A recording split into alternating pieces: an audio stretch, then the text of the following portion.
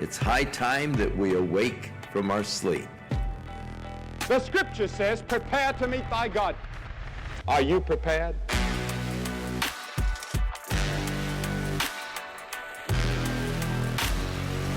If you don't stand for something, then you will fall for anything.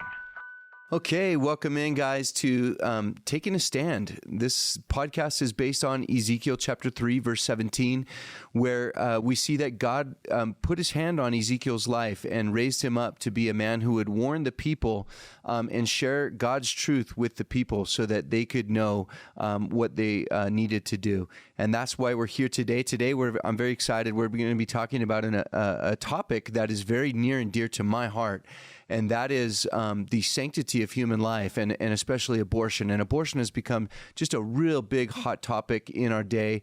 It's become, it really has become something that you have to decide where you stand on, whether you're for it or against it. And whole party platforms are now being decided based on this one issue.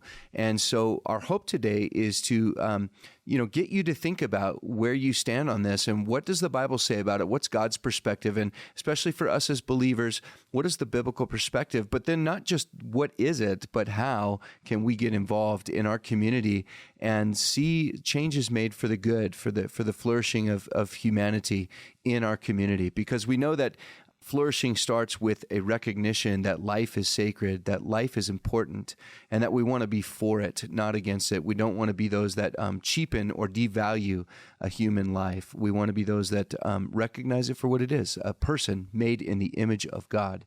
And so here today with us, we have a special guest, Melissa Clement. She's the executive director of Nevada Right to Life, and she combines a lifetime of a passion for politics and a deeply imbued need to stand for the most vulnerable among us. And Melissa fights for the preborn and the elderly in the Nevada legislature, in school boards, and in the community. And you've got an extensive experience in grassroots organizing, coalition building, public policy, legislative and electoral strategy, and lobbying.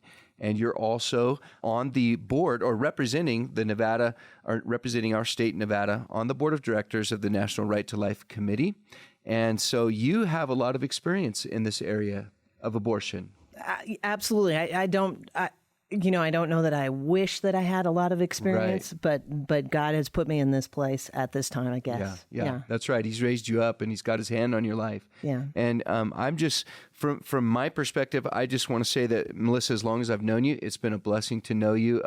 You've really given me courage just by how strong and courageous you are, and the way that you are standing for the truth in our day and fighting for the unborn as well as the elderly. It's very inspiring. And I just want to thank you for that. Well, thank you. And I'd like to thank you for how you open up the church all the time. And you have some of the best advocates in your church, and I love coming here. It feels like a second home. Amen. I second that too. I am a proud pastor of some very great people that just love the Lord, and they are passionate about biblical principles and biblical values as well. And I'm just so thankful to be able to be here. So, with that being said, we're talking today about something that's happening here in our state. And it has to do with this. Well, why don't I back up first? Let's talk about the existing laws here in Nevada first. What can you tell us about the existing Nevada law as it regards to abortion? Well, in Nevada, it's one of the most permissive states in the union. Quite honestly, there are maybe 5 countries in the whole world that have more permissive laws than Nevada. So a woman can get an abortion up to 6 months. Mm-hmm. Mm-hmm. For any reason or no reason. The only requirement is it must be done by a doctor. Okay.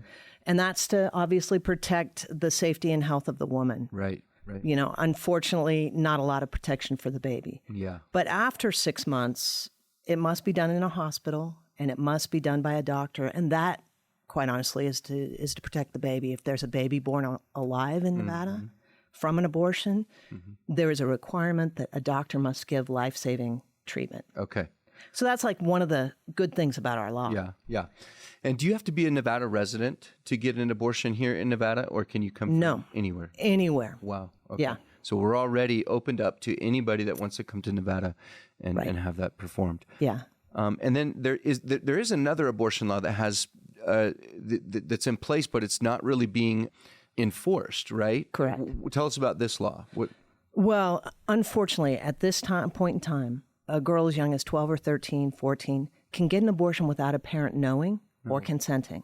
Okay. Now, that is exactly the opposite of what's in law in Nevada, because in law, there is a one-parent notification with a judicial bypass. Okay. It's in law. It's been in law since 1985. But as soon as it was put in place, and by the way, passed by both parties, complete bipartisan support on this. Yeah. The moment it was passed, Planned Parenthood sued the state of Nevada, and the Ninth Circuit Court of Appeals put an injunction on that law back in 1985. We have been working to get that removed. In fact, I know that a lot of people who've ever heard me speak, they've been involved because this is my big burning issue.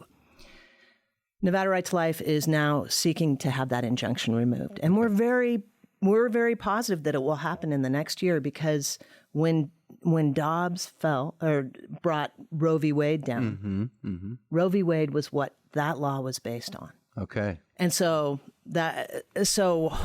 hopefully we are praying that little girls in Nevada and from outside of Nevada can finally be protected. Yes. And this is something that you guys have been working on ever since I've known you, and that was about 4 years ago when I met you, I think. And you've been working to overturn that injunction.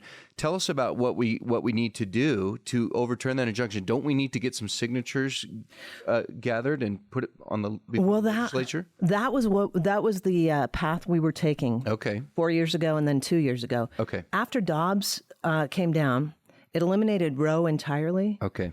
And so we've always felt that we could remove the injunction judicially. But after Roe fell, we know for sure. Yeah. And so right now we are in district court. Okay. We have a couple of brave district attorneys who care about young girls. Yes. Most specifically, the Lyon County DA and the Carson City DA. Okay. And they have they've requested that the district court remove that injunction, and then the law will operate. Great. Yeah. Okay, well, let's be praying for that, folks. Let's try to remember to lift that case up and in our prayers that God would work and move in our favor there. Because, you're right. They have no legal standing now that Roe versus Wade has been overturned. Right. So, that's awesome. And then tell us a little bit. So I heard about a ruling by a Las Vegas judge that says that Nevada Medicaid now has to pay for abortions. Is that correct? That is, and this we'll put this in the file of, gee, I hate when I'm right, because I know a lot of your congregants, a lot of people have heard me speak over the years about equal rights amendment is just a really bad idea, whether it's from a federal level or a state level, because if we are saying that there's equality between sexes, then there are some judges who will come out and say, well, if Pastor Phil can get a vasectomy and it's paid for by Medicaid, then Melissa Clement should be able to get an abortion, and it must be paid on Medicaid. Right, I see what you're saying. And so we have fought this for 15 years in the legislature, and a couple years back, several legislators, unfortunately some Republicans and some Democrats, mostly Democrats, pushed an equal rights amendment that protected sex in our Constitution, and it just passed last election cycle. Oh wow!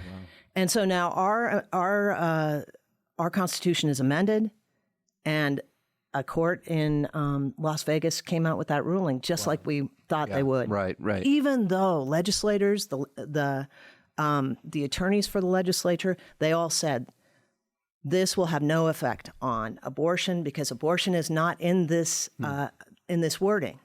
Right, but then of course they come out and they force Medicare to pay for abortions in the state of Nevada. So they basically just fulfilled exactly what you thought was going to happen. Yeah, and that only makes logical sense. They're gonna use the full force of the law to their advantage to promote their ideologies, and it's sad.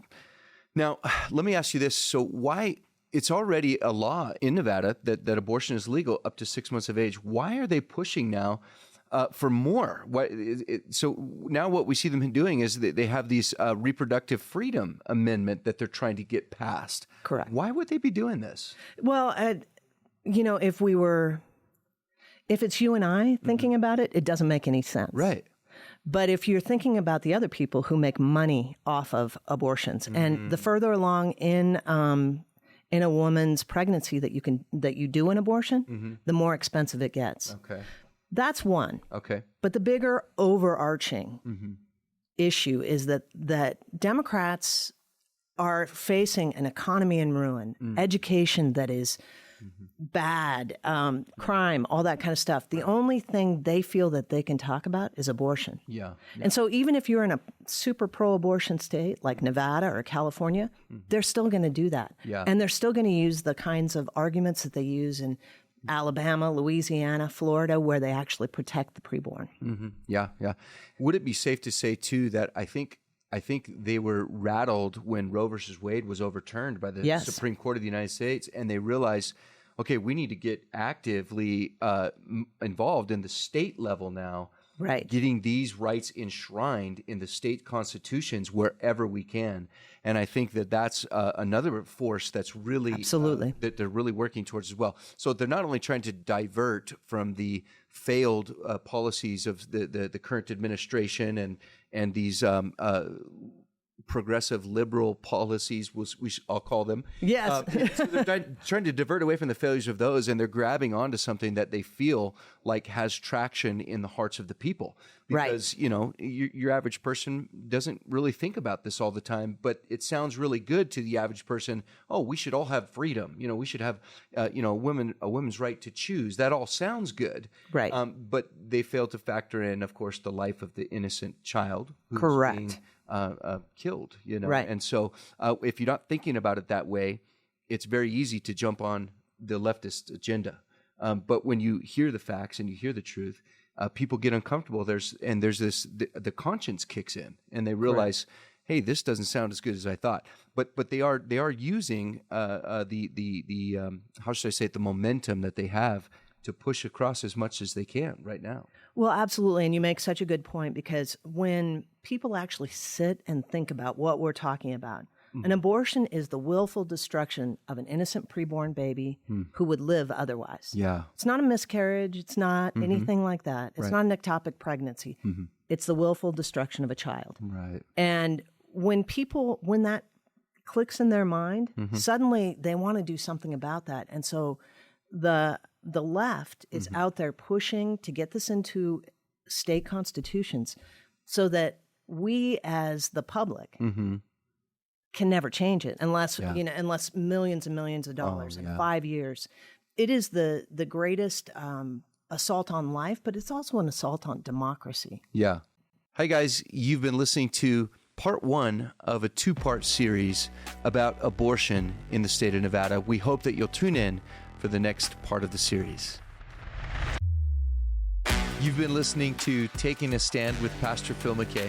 If you enjoy the podcast, please subscribe, like, and share. Also, you can follow us on social media, and for more content, visit calvaryreno.org/takingastand. Visit calvaryreno.org to learn more about our church. And if you have a question, please email it to info@calvarychapelreno.org. And remember, if you don't stand for something, you will fall for anything.